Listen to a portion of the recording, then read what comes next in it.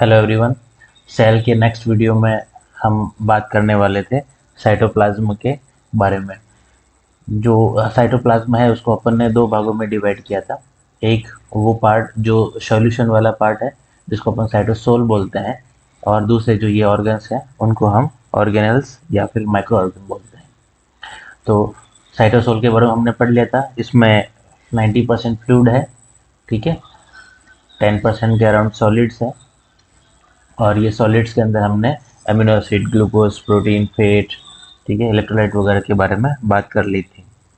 अब हम बात करने वाले हैं नेक्स्ट जो पोर्शन रहता है साइटोप्लाज्म के अंदर, जो दूसरा वाला, ठीक है ना, वो क्या रहता है अपना।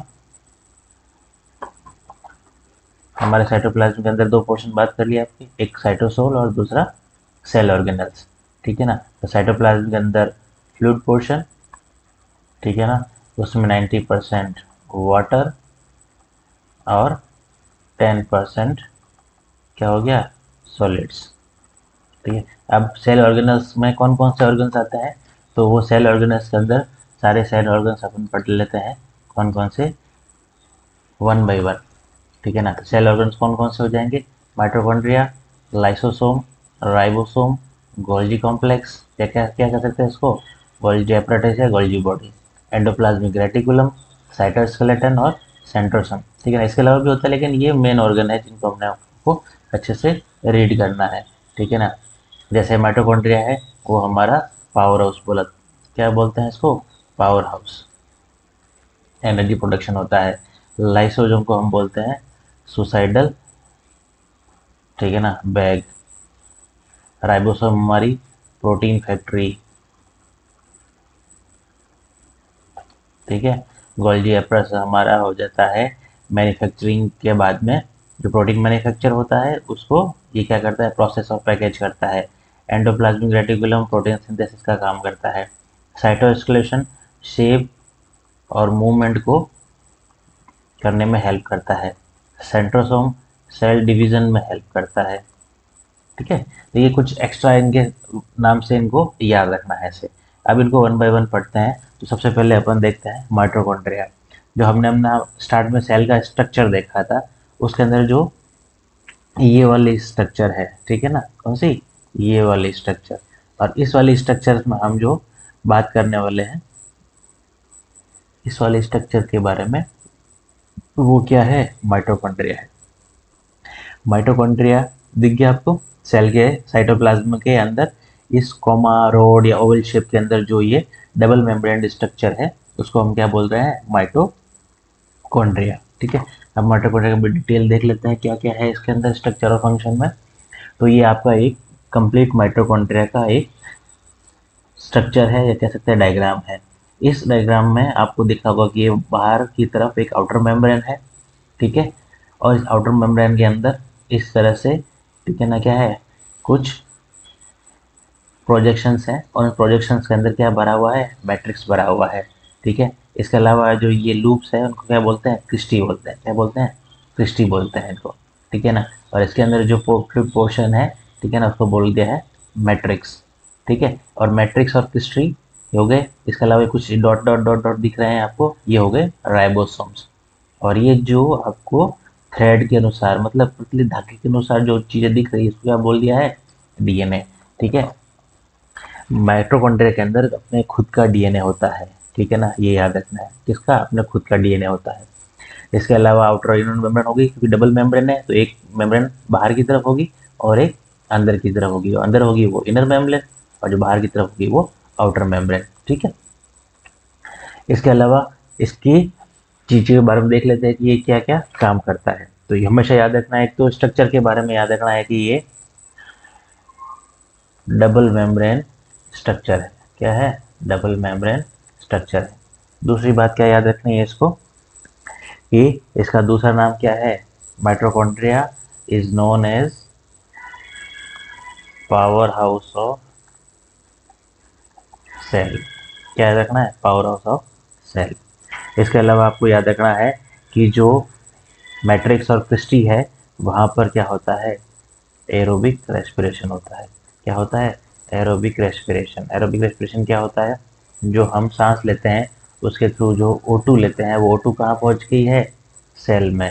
और सेल में जो रेस्पिरेशन होता है, श्वसन की जो एक्चुअल प्रोसेस होती है वो कहाँ होती है, माइटोकॉन्ड्रिया में। और इसी एरोबिक रेस्पिरेशन के अंदर बहुत सारी मेटाबॉलिक एक्टिविटी होती है, ठीक है ना। और वहाँ पर क्या होता है, एटीपी का प्रोडक्शन होता है। किसका प्रोडक्शन होता है, एटीपी का प्रोडक्शन होता है।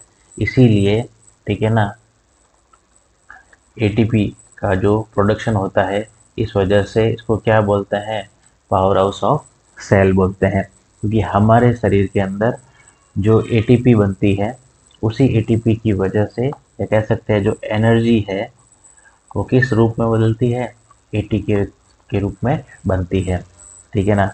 अब अगर इसके हम फंक्शन की बात करें, क्या करें, इसके फंक्शन की बात करें, तो इसका जो माइटोकॉन्ड्रिया का जो मेन फंक्शन है वो है हमारा फूड के मेटाबॉलिज्म से क्या बनाना, केमिकल एनर्जी बनाना। क्या बनाना, केमिकल एनर्जी बनाना, यानी एटीपी बनाना, एडिनोसिन ट्राइफॉस्फेट के रूप में हमारे में ऊर्जा संग्रहित होती है। और इसका प्रोडक्शन कौन करता है, यही माइटोकॉन्ड्रिया करता है, ठीक है ना। तो एक चीज़ क्लियर होगी। तो बॉडी के अंदर जो माइटोकॉन्ड्रिया है, हमारे सेल के अंदर जो माइटोकॉन्ड्रिया है वो क्या बनाता है, एनर्जी बनाता है, एनर्जी का प्रोडक्शन करता है। इसीलिए साइट ऑफ एनर्जी सिंथेसिस या site of ATP synthesis is known as mitochondria, ठीक है। और ये क्या करता है, फूड एनर्जी को कन्वर्ट करता है किसमें, केमिकल एनर्जी में, ठीक है ना, एटीपी के रूप में कन्वर्ट करता है। ये इसका मेन फंक्शन है। क्या है, मेन फंक्शन क्या है, केमिकल एनर्जी का प्रोडक्शन करना, सिंथेसिस करना, ठीक है। अब नेक्स्ट बात करते हैं, नेक्स्ट ऑर्गन हमारा रह जाएगा लाइसोसोम। लाइसोसोम का दूसरा नाम क्या है, सुसाइडल बैग। क्या नाम है, सुसाइडल बैग, आत्मघाती थैली बोलते हैं इसको। क्या बोलते हैं, आत्मघाती थैली। हिंदी इतनी अच्छी नहीं है और समझ लेना। लाइसोसोम, ठीक है ना, जैसे नाम से क्लियर है, लाइटिक, ठीक है ना। और सोम का मतलब होता है बॉडी, ऐसी बॉडी जिसके अंदर लाइसिस वाले एंजाइम पाए जाते हैं। कौन से एंजाइम, लाइसिन सिंबल है, मतलब ये तोड़ने वाले एंजाइम होते हैं। इसमें क्या होते हैं, तोड़ने वाले। जो भी बाय प्रोडक्ट होते हैं उनको ये तोड़ने का काम करता है, लाइसिस करने का काम करता है। इसीलिए इसमें क्या होते हैं, कुछ लाइसिस एंजाइम होते हैं, ठीक है ना। ये लाइसिस किसके बने हुए होते हैं, ठीक है ना। कुछ ऐसे एंजाइम होते हैं जो क्या करते हैं, हाइड्रोलाइसिस करते हैं। क्या करते हैं, हाइड्रोलाइसिस करते हैं, यानी हाइड्रोलाइटिक एंजाइम होते हैं इसमें, ठीक है ना, हाइड्रोलाइटिक एंजाइम। और ये हाइड्रोलाइटिक मतलब जल की उपस्थिति में किसी अणु को तोड़ते हैं, ठीक है ना। हाइड्रो मतलब पानी, ठीक है ना, लाइसिस मतलब तोड़ना, ठीक है ना। जल की उपस्थिति में ऐसे एंजाइम जो जल में घुलनशील होते हैं, साथ में उनको तोड़ देते हैं। कौन कौन सी चीज़ों को तोड़ते हैं ये, कार्बोहाइड्रेट है, प्रोटीन है, ठीक है ना, फेट है, ठीक है। इसके अलावा कुछ बैक्टीरियाज है जो हमारे सेल के अंदर एंटर कर गए हैं, ठीक है ना। कुछ ऐसे पैथोजन है, ठीक है ना, जो डिजीज कर सकते हैं। वेस्ट प्रोडक्ट है, ठीक है ना। इनको क्या कर सकता है ये, इन हाइड्रोलाइटिक एंजाइम की सहायता से लाइसोसोम क्या कर देता है, तोड़ के नष्ट कर देता है। लेकिन कई बार क्या होता है कि ये एंजाइम स्वयं खुद को ही क्या कर लेते हैं, क्या कर लेते हैं, लाइसिस कर लेते हैं। इसीलिए क्या बोलते हैं, सुसाइडल बैग कहलाता है। क्योंकि ये एंजाइम इतने पावरफुल होते हैं, किसी भी चीज़ को क्या कर सकते हैं, तोड़ सकते हैं, नष्ट कर सकते हैं। इसीलिए कई बार क्या होता है कि ये अति सक्रियता की स्टेज में क्या कर लेते हैं, खुद की स्ट्रक्चर को खुद ही खत्म कर लेते हैं। तो ये एक लाइसोसोम के बारे में याद रखना, ठीक है ना। लाइसोसोम का कैसा दिखता है, क्या दिखता है, मैंने पहले ही बताया था आपको। ये हमारा सेल, और सेल के अंदर जो ये वाली स्ट्रक्चर्स है, ठीक है ना, ये क्या कहलाती है, लाइसोसोम्स कहलाती है। राउंडेड बॉडीज होती है, डबल मेम्ब्रेन होती है, ठीक है ना। और इन्हीं स्ट्रक्चर को क्या कहते हैं, लाइसोसोम कहलाते हैं। इसके अंदर एक खास बात याद क्या रखनी है कि ये क्या होते हैं, हाइड्रोलाइटिक एंजाइम से भरे हुए रहते हैं। और ये carbohydrate, protein, fat, bacteria, pathogen, waste product का क्या कर लेते हैं, लाइसिस कर लेते हैं। और कभी कभी हाइपर सिक्रेटरी स्टेज के अंदर ये खुद को भी क्या कर लेते हैं, डाइजेस्ट कर लेते हैं। इसीलिए इनको क्या बोलते हैं, सुसाइडल बैग बोलते हैं या आत्मघाती थैली बोलते हैं, ठीक है। नेक्स्ट बात करते हैं गोल्जी बॉडी, ठीक है ना, या गोल्जी गोल्जी कॉम्प्लेक्स। ठीक है ना। गोल्जी कॉम्प्लेक्स कहाँ पर होता है हमारे सेल्स के अंदर, तो सेल का डायग्राम वापस देख लेता है। जो हमारा ये वाला जो स्ट्रक्चर दिख रही है आपको, वेसिकुलर स्ट्रक्चर, ठीक है ना, जो डबल मेम्ब्रेन्ड है, ठीक है ना, और क्या है, फ्लैटेंड वेसिकल्स है इसके अंदर, क्या है, ये फ्लैट तरह की वेसल्स होती है, ठीक है, और ये भी डबल मेम्ब्रेन्ड है, ठीक है ना। तो इस स्ट्रक्चर को क्या कहते हैं अपन, गोल्जी एपरेटस कहते हैं, ठीक है। और ये छोटी छोटी वेसिकल्स होती है, इसको बोलते हैं गोल्जी वेसिकल्स होते हैं। तो याद रखना है, गोल्जी बॉडी के दो तीन नाम होते हैं, गोल्जी बॉडी भी बोल सकते हैं, गोल्जी एपरेटस भी बोल सकते हैं, और गोल्जी कॉम्प्लेक्स भी बोल सकते हैं, ठीक है। अब बात करते हैं इसके फंक्शन के बारे में, ठीक है ना। तो जो गोल्जी बॉडी के जो फंक्शन है वो क्या है, तो सबसे इम्पोर्टेंट फंक्शन और जो आपको याद रखना है वो है processing and packaging of protein, ठीक है। जो हमारी सेल्स के अंदर जो प्रोटीन बनता है उसको प्रोसेस करना, उसको पैकेज करना किसका काम है, गोल्जी कॉम्प्लेक्स का काम है। इसका मेन फंक्शन है, याद रखना है, ठीक है। ये हमारा सेंट्रल हो जाता है, ठीक है, न्यूक्लियस हो जाता है, न्यूक्लियस के बाद एंडोप्लाज्मिक रेटिकुलम, और उसके बाद में ये आ गया हमारा गोल्जी बॉडी, और ये हमारा रहेगी प्लाज्मा मेम्ब्रेन। तो प्लाज्मा मेम्ब्रेन और साइटोप्लाज्म में रहने वाला जो ये ऑर्गेनल है वो बोलते हैं गोल्जी बॉडी। इसका मेन काम क्या है, processing and packaging of protein, ठीक है। अब नेक्स्ट बात करते हैं अपन एंडोप्लाज्मिक रेटिकुलम के बारे में, ठीक है। तो ये जो इसको स्ट्रक्चर दिख रही है, इस स्ट्रक्चर में ये आपको जो राउंड स्ट्रक्चर है, ये तो हमारा हो गया न्यूक्लियस, क्या हो गया, न्यूक्लियस। और इस न्यूक्लियस के चारों तरफ, ठीक है ना, एक फ्लैटेंड ट्यूबुलर स्ट्रक्चर होती है, ठीक है ना, ये फ्लैट स्ट्रक्चर्स हैं और ये ट्यूब्यूल्स के अंदर होती है, डबल मेम्ब्रेन होती है ये भी।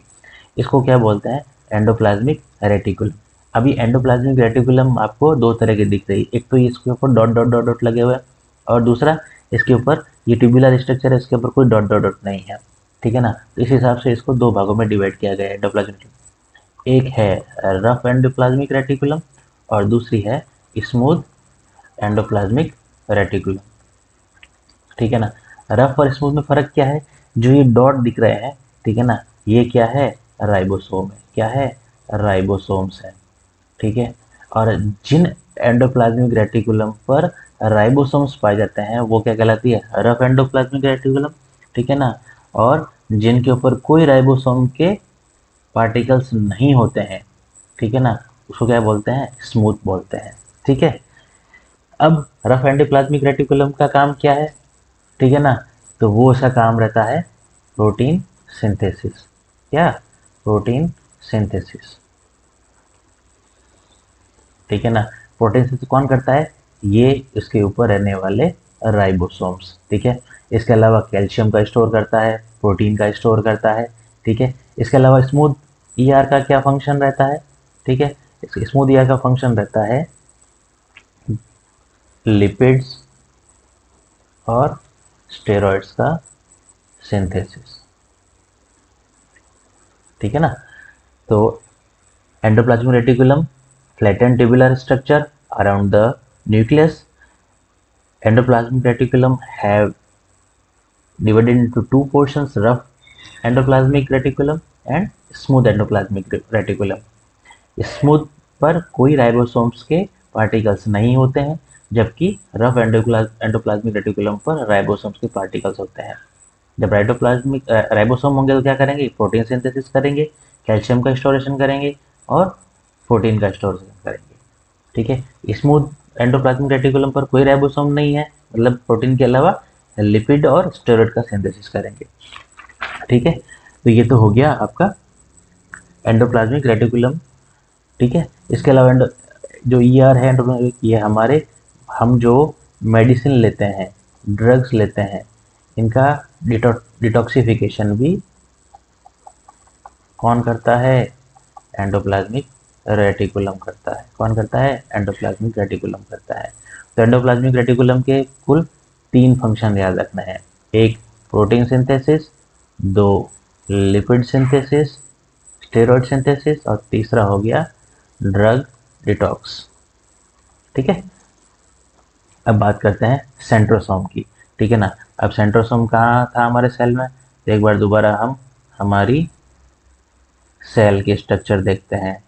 ये रही हमारी सेल, और सेल के अंदर जो ये आपको ट्यूबुलर और स्टार शेप वाली आकृति दिख रही है, ठीक है ना, ट्यूबुलर और स्टार शेप, ठीक है ना, इस को हम क्या बोलते हैं, सेंट्रोसोम बोलते हैं। स्टार वाली जो चीज़ें हैं उनको बोलते हैं हम सेंट्रियोल्स।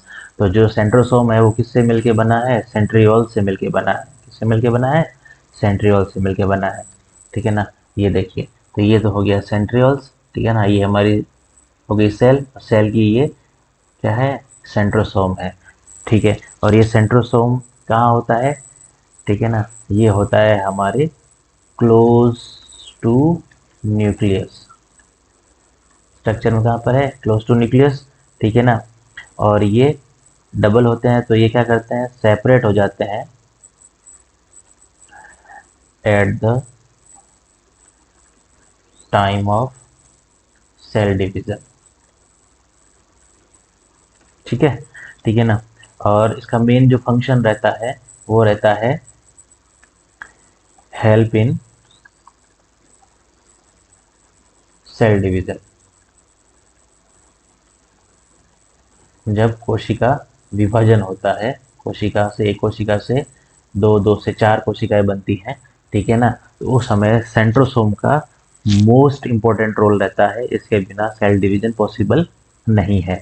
इसके अलावा जो रहता है, जो हमारे क्रोमोसोम्स होते हैं, ठीक है ना, उनको डिवाइड करने का काम भी यही करता है। जो हमारे 46 क्रोमोसोम है वो वापस दोनों सेल्स के अंदर 46 जाए, या 23 पहुँचे, ठीक है ना, मियोटिक जो सेल डिवीजन होते हैं, सोमेटिक और, ठीक है ना, गोनेट्स वाली सेल्स के अंदर, उनमें अलग अलग रहते हैं।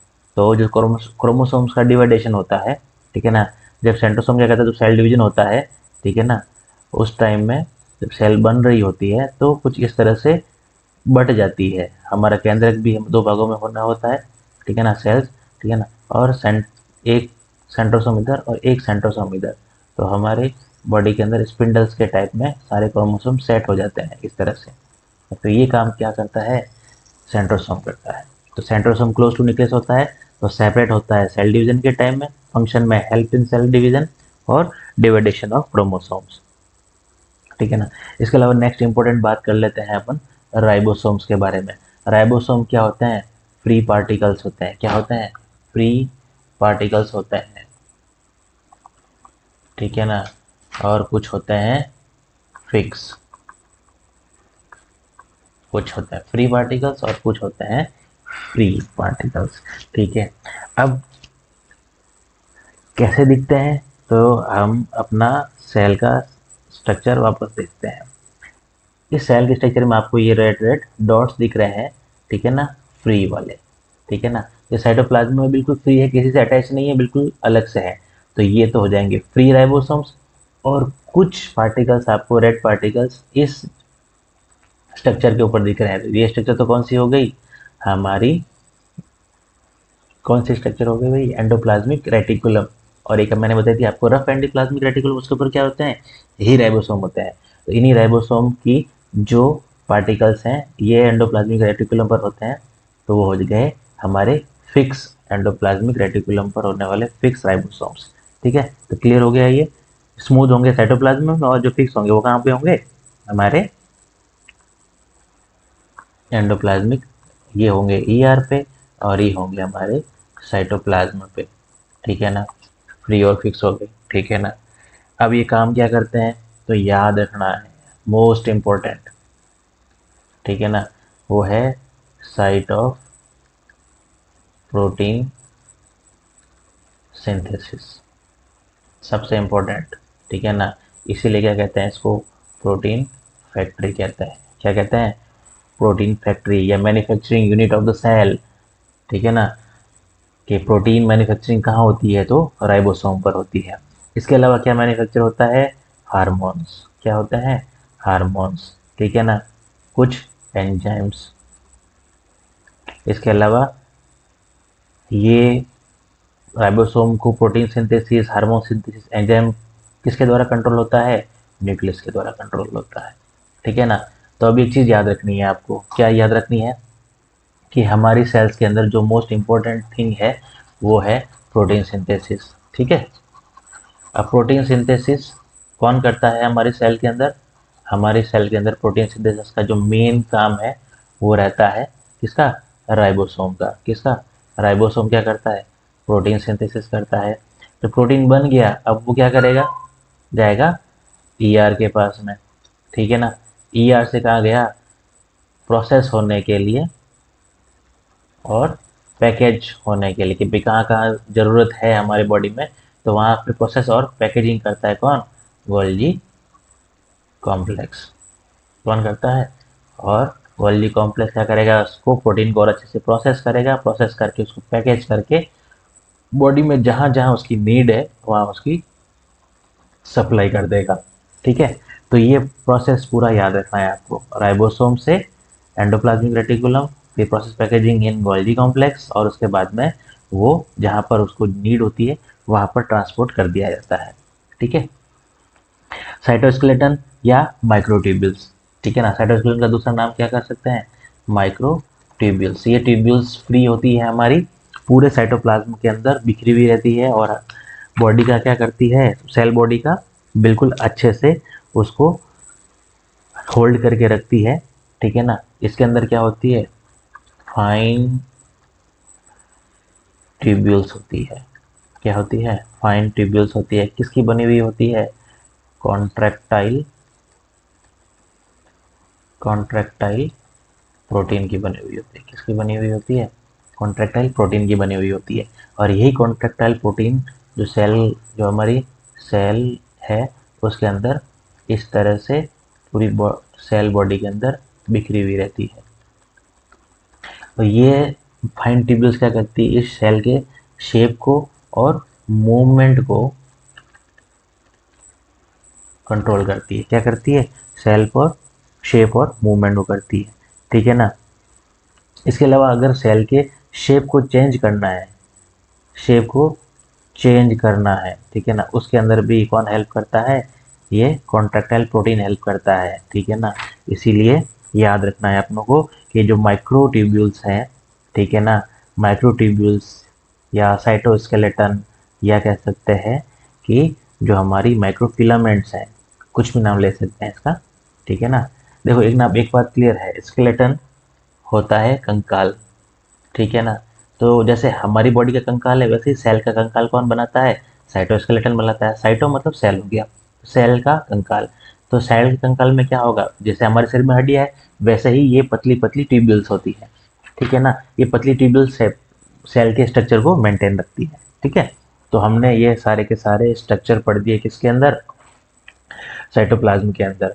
ठीक है ना। तो हम वापस आ जाते हैं, हमने पढ़ा प्लाज्मा मेम्ब्रेन, प्लाज्मा मेम्ब्रेन के बाद हमने साइटोप्लाज्म पढ़ा, साइटोप्लाज्म में हमने साइटोसोल और cyto cell organelles, cell organelles के अंदर हमने mitochondria, lysozyme, ribosome, Golgi complex, endoplasmic reticulum, cytoskeleton और सेंट्रोसोम के बारे में डिटेल में क्या स्ट्रक्चर्स है उनकी और क्या क्या फंक्शन है उसके।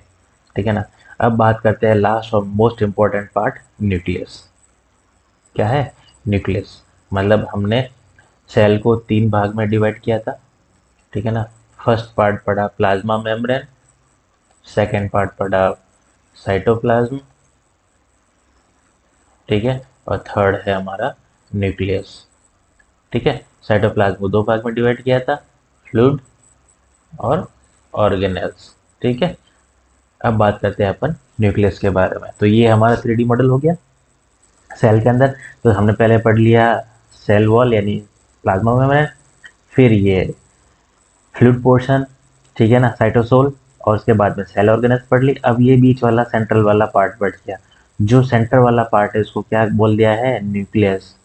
क्या बोल दिया है? केंद्रक। ठीक है ना। और इसी केंद्रक का ये बड़ा वाला स्ट्रक्चर आप डायग्राम देख लो। ठीक है ना। इसमें आपको एक पोरस मेम्ब्रेन एनवलप दिख रहा है, उस पोरस एनवलप के अंदर बहुत सारे रेशे टाइप, ठीक है ना, थ्रेड्स टाइप स्ट्रक्चर दिख रही है, और बीच के अंदर वापस एक कोर बॉडी दिख रही है आपको। ठीक है ना। बड़ी सॉलिड स्ट्रक्चर्स को बोलते हैं न्यूक्लियस केंद्रिका, ठीक है। और ये जो आपको धागे दिख रहे हैं उनको बोलते हैं क्रोमेटिन, ठीक है ना। इन्हीं क्रोमेटिन के तंतुओं से क्रोमोसोम, जीन, ठीक है ना, हमारे बने हुए होते हैं, ठीक है। तो ये एक सेल का क्या है, न्यूक्लियस है। और इस न्यूक्लियस की जो बाहरी सरफेस है, ठीक है ना, बाहरी वॉल है, दीवार है, उसको क्या बोलते हैं, न्यूक्लियोलीमा बोलते हैं। क्या बोलते हैं, न्यूक्लियोलीमा, ठीक है ना। न्यूक्लियस की मेम्ब्रेन या न्यूक्लियस मेम्ब्रेन भी बोल सकते हैं इसको। और इस पे छोटे छोटे बारीक बारीक छेद होते हैं, जिसको बोलते हैं न्यूक्लियर पोर बोलते हैं, ठीक है। और इसके अटैच में क्या होती है, एंडोप्लाज्मिक रेटिकुलम होती है। तो ये हो गया न्यूक्लियस का स्ट्रक्चर, ठीक है ना। अब बॉडी के अंदर क्या होता है, याद रखना है, न्यूक्लियस सेल का बिगेस्ट या कह सकते हो लार्जेस्ट ऑर्गेनेल है। क्या है, लार्जेस्ट ऑर्गेनेल्स है, ठीक है ना। इसके अलावा ब्रेन ऑफ द सेल, ठीक है ना। जैसे हमारी बॉडी को कंट्रोल कौन करता है, ब्रेन करता है, वैसे सेल की सारी एक्टिविटी को कौन कंट्रोल करता है, न्यूक्लियस करता है, ठीक है ना। नॉर्मली इन जनरली सारी सेल्स के अंदर न्यूक्लियस पाया जाता है, लेकिन कुछ सेल ऐसी भी होती है जिसके अंदर न्यूक्लियस नहीं होता है। तो ऐसी सेल्स जिसके अंदर न्यूक्लियस प्रेजेंट होता है, ठीक है ना, उनको बोलते हैं न्यूक्लिएटेड सेल, ठीक है ना। क्या बोलते हैं, न्यूक्लिएटेड सेल्स, मतलब सेल्स के अंदर क्या है, न्यूक्लियस प्रेजेंट है। ऐसी सेल्स जिनके अंदर न्यूक्लियस नहीं है उसको क्या बोलते हैं, एन्यूक्लिएटेड सेल्स बोलते हैं। क्या बोलते हैं, एन्यूक्लिएटेड सेल्स, मतलब नहीं है। कुछ ऐसी सेल्स होती है जिनके अंदर दो न्यूक्लियस होते हैं। क्या होता है, दो न्यूक्लियस होते हैं एक ही सेल के अंदर, मतलब ये सेल है और एक ही सेल के अंदर दो न्यूक्लियस हो गए, ठीक है ना। कुछ ऐसी सेल्स होती है जिनके अंदर बहुत सारे क्या होते हैं, न्यूक्लियस होता है। एक सेल है उसके अंदर बहुत सारे न्यूक्लियस हैं। तो जितने ज़्यादा न्यूक्लियस उतना ज़्यादा वहाँ पे क्या होगा, कॉम्प्लेक्सिटी होगी, ठीक है ना। तो ऐसी कौन सी सेल्स होती है जिसके अंदर न्यूक्लियस होता है, तो मोस्टली जितने भी बॉडी की सेल्स होती है, सोमेटिक सेल्स होती है, ठीक है ना, उनके अंदर हमारे में न्यूक्लियस प्रेजेंट होता है। प्रॉपर तरीके से एक होता ही है लगभग ऑल जनरल सेल्स के अंदर, ठीक है ना। ए न्यूक्लियोटाइड सेल मतलब हमारे ब्लड के अंदर एक स्पेशल सेल होती है, आरबीसी, ठीक है ना, उसके अंदर कोई न्यूक्लियस नहीं होता है, विदाउट न्यूक्लियस सेल होती है, ठीक है ना। इसके अलावा ऐसी कौन सी सेल्स होती है जिनके अंदर बहुत सारे न्यूक्लियस होते हैं, तो याद रखना है मसल फाइबर। क्या करना है, मसल फाइबर, ठीक है ना। ऐसी सेल्स यानी मसल्स फाइबर वाली सेल्स होती है उनके अंदर बहुत सारे, एक ही सेल में बहुत सारे न्यूक्लियस होते हैं। जनरली एक सेल को कंट्रोल करने के लिए एक न्यूक्लियस इनफ होता है, ठीक है। तो ये याद रखना है। इसके अलावा जो हमारी न्यूक्लियस की जो बाहर की जो लेयर है उनको क्या बोलते हैं, न्यूक्लियोलीमा बोलते हैं।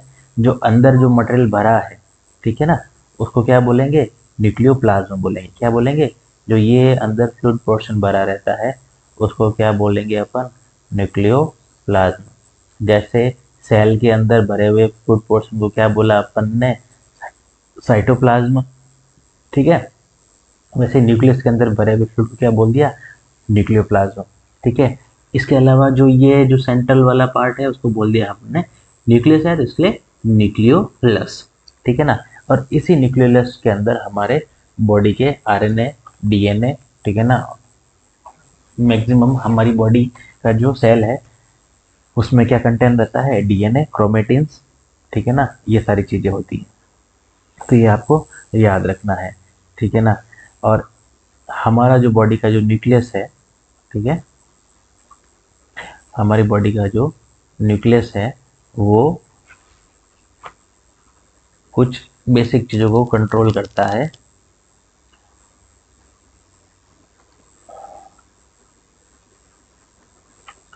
जो हमारा न्यूक्लियस है, एक इम्पोर्टेंट बात मैं आपको बता देता हूँ। जो न्यूक्लियस है हमारा, ठीक है, न्यूक्लियस में अपन को तीन चीज़ें देखनी है। जो कवरिंग लेयर है वो हो जाएगी न्यूक्लियोलीमा, ठीक है ना। जो फ्लूइड पोर्शन हो गया वो हो गया न्यूक्लियोप्लाज्म, ठीक है। और जो बीच का मेन जो पोर्शन रहता है उसको बोल दिया न्यूक्लियोलस। ठीक है, न्यूक्लियोलीमा बाहर कवरिंग ले, न्यूक्लियोप्लाज्म अंदर के फ्लूइड और इसका सेंटर पोर्शन हो जाएगा वापस न्यूक्लियोलस। न्यूक्लियोलस के अंदर क्या होता है, न्यूक्लियोलाई। ठीक है ना, न्यूक्लियोलाई में राइबोसोम का प्रोडक्शन होता है। किसका प्रोडक्शन होता है, राइबोसोम्स का प्रोडक्शन होता है। ये सबसे इंपॉर्टेंट बात है, याद रखनी है। ठीक है ना, यही राइबोसोम कहाँ जाएंगे, साइटोप्लाज्म में जाएंगे, और यही राइबोसोम क्या करेंगे वहां जाके, प्रोटीन सिंथेसिस करेंगे। क्या करेंगे, प्रोटीन सिंथेसिस करेंगे। ठीक है, तो न्यूक्लियस के बारे में याद क्या रखना है, एक कि ये सेल का मेन सेंटर और लार्जेस्ट ऑर्गन है, ऑर्गेनल है। ठीक है ना, और इसके अंदर क्रोमेटिन न्यूक्लियोप्लाज्म कंटेन रहता है। ठीक है, और ये हमारे बॉडी का राइबोसोम सिंथेसिस का काम करता है। ठीक है, अब इसके फंक्शन के बारे में बात कर लेते हैं। ठीक है, कि हमारे बॉडी का जो न्यूक्लियस है, ठीक है, वो क्या काम करता है।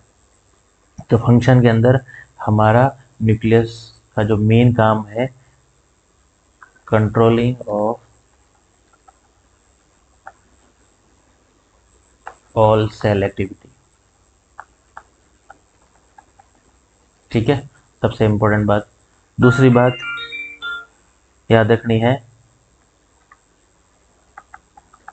Division of cell. ठीक है ना, सेल डिवीजन के अंदर इंपॉर्टेंट रोल किसका रहता है, न्यूक्लियस का रहता है। इसके अलावा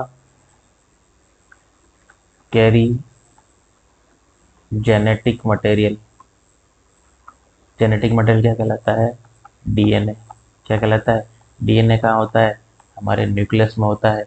और यही न्यूक्लियस में जब सेल डिवीजन होता है तो एक सेल से वापस दूसरी सेल में हमारे डीएनए ट्रांसपोर्ट करता है। कौन करता है, यही सेल करता है। ठीक है, और इसी वजह से हम हमारे पेरेंट्स के बहुत सारे गुण हम में होते हैं। ठीक है ना, समझ गए बात को, कि एक वंश से दूसरे वंश में जो हमारा जेनेटिक मटेरियल है वो ट्रांसपोर्टेशन का काम भी कौन करता है, यही न्यूक्लियस करता है। ठीक है ना, इसीलिए बच्चे हमेशा अपने पेरेंट्स के बहुत कुछ समान होते हैं। और राइबोसोम का सिंथेसिस करता है, मतलब प्रोटीन सिंथेसिस भी किसका काम हो गया, न्यूक्लियस का काम होगा। तो ये चार इंपॉर्टेंट चीज़ें याद रखनी है न्यूक्लियस में। आई होप ये सेल का शॉर्ट रिव्यू आपको समझ में आया होगा। ठीक है, तो इस तरह से आप सेल की एनाटॉमी और उसकी फिजियोलॉजी को आप थोड़ा बहुत डिटेल में समझ सकते हैं। डिटेल में स्टडी करनी है तो बुक से आप वापस इसको रीड कर लेना अच्छे से। ठीक है ना, फिर आगे हम बात करेंगे सेल के बाद में टिश्यू, और फिर उसके बाद में सिस्टम वाइज पढ़ाई स्टार्ट करेंगे। Okay, thank you.